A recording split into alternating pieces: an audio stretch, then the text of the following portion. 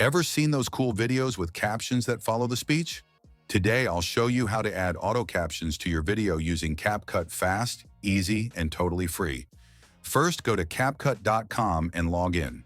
You can also use the CapCut app on your phone. Both work the same for captions. Now, click Create a new project and upload your video. Make sure the video has clear speech because CapCut uses that audio to generate the captions. Once the video is uploaded, click on the Text tab in the top menu, and then click Auto Captions. Choose the correct language, like English, Arabic, French, and hit Create. CapCut will automatically analyze your video and generate captions that match your voice.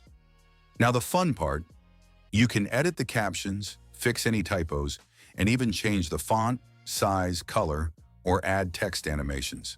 Make them pop the way you want.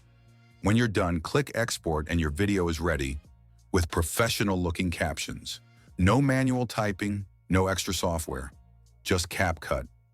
If this helped you out, drop a like, hit subscribe, and let me know in the comments what video tool you want to learn next.